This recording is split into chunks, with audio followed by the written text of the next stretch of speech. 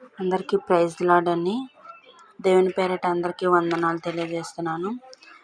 నాకు తెలిసిన ఇంపార్టెంట్ వాక్యాలు అనేది ఈ బుక్లో నేను రాసుకోవడం జరిగింది. అవి మీకు ఇప్పుడు వివరిస్తాను. ఎన్నిసార్లు గద్దించినను లోబడని వాడు మరి తిరుగు లేకుండా హఠాత్తుగా నాశనమగును. అంటే తొందరగా చనిపోతాడని అర్థం. దేవుడు ఎన్నిసార్లు గద్దించినా కూడా లోబడిన వాడు హఠాత్తుగా చనిపోవును. ఎవని గర్వము వానిని తగ్గించును. వినయమనస్కుడు ఘనత నొందును. మరణము కంటే భయంకరమైనది ఇక్కడ స్త్రీ అని మనం చెప్పుకోవడం జరిగింది. విజ్ఞానము గల మనుషులారా నా మాట ఆలకించుడి.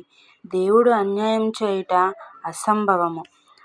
మన దేవుడు అన్యాయం చేయుట అసంభవం. అసలు ప్రేమ మరణమంత బలవంతమైనది, ఈర్ష్య పాతాళమంత కఠోరమైనది. వడ్డీ చేతను దుర్లాభం చేతను ఆస్తిని పెంచుకొనకూడదు. క్రైస్తవులు అనేవారు వడ్డీ చేత ఆస్తిని అసలు పెంచుకోకూడదు. ధనవంతుడు పరలోక రాజ్యంలో ప్రవేశించుట దుర్లభమని మీతో నిశ్చయముగా చెప్పుచున్నాను. ఇది గాక ధనవంతుడు పరలోక రాజ్యంలో ప్రవేశించుట కంటే సూది బెజ్జంలో ఒంటె దూరుట చాలా సులభము. నిశ్చయముగా నీవు నీ చేతుల కష్టార్జితము అనుభవించదు. మనం చేసిన కష్టార్జితము మనం నీతిగా న్యాయంగా చేస్తే మన కష్టార్జితము మనం అనుభవించేలా దేవుడు చేస్తాడండి. ఆయన నమ్ముకున్న వారిని ఎన్నడూ విడిచిపెట్టాడు ఆయన. ఇంకోటి ఉంది, తాగుబోతులతోనైనను తిండిబోతులతోనైనను సహవాసం చేయకుము. త్రాగుబోతులు తిండిబోతులు దరిద్రులగుదురు. నిద్రమత్తు చింపిరి గుడ్డలు ధరించుటకు కారణమగును.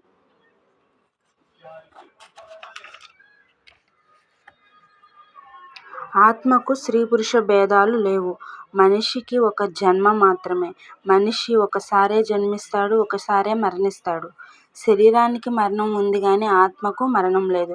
మనం ఎలా అయితే తల్లి గర్భంలో దిగంబరులుగా వస్తామో అలాగే మనం కూడా చనిపోతాం, దిగంబరుగానే చనిపోతాం. ఈ ఆస్తులు అంతస్తులు ఇవేమి మనం తీసుకెళ్ళలేము. అసలు నీ పొరుగువాడు నీ యొద్ద నివసించినప్పుడు వానికి అపకారం కల్పింపవద్దు. నీకు హాని చేయని వానితో నిర్నిమిత్తముగా జగడమాడవద్దు. ఊరికే ఇరుగు పొరుగు వాళ్ళతో మనం జగడాలు పెట్టుకోకూడదు. తగ్గించుకునే మనస్తత్వం కలిగి ఉండాలి. జ్ఞానముతో నీవు నాకు అక్కవనియో తెలివితో నీవు నాకు చెలికత్తెవనియో చెప్పుము. అవి నిన్ను జారస్త్రీ యొద్దకు పోకుండా నిన్ను కాపాడును. ఒక పురుషుడు చాలా జ్ఞానంతో నువ్వు నాకు అక్కవనియో చెలికత్తెవనియో అని ఏదైనా సందర్భం వచ్చినప్పుడు మాట్లాడాలి. అప్పుడు మనం జారస్త్రీ యొద్దకు పోకుండా అవి మనల్ని కాపాడతాయి అన్నమాట. మనము ఆయన నామంలో ఏది అడిగినో ఆయన మనకు అది చేయును. ఆయన నామంలో మనం ఏది అడిగినా కానీ ఆయన మనకు చేసే దేవుడు. ఆయన నమ్ముకున్న వారిని ఎన్నడూ సిగ్గుపరచనీయడు. ఆయన చాలా గొప్ప దేవుడు. సైన్యములకు అధిపతి యెహోవా నామంలో ఏది అడిగినా మనకు చేసే దేవుడు ఆయన.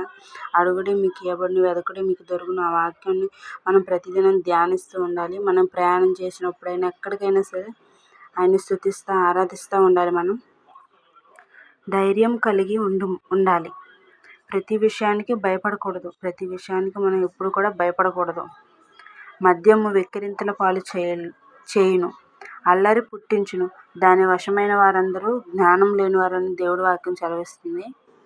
మద్యము మనల్ని చూడండి వెక్కిరింతల పాలు చేస్తుంది.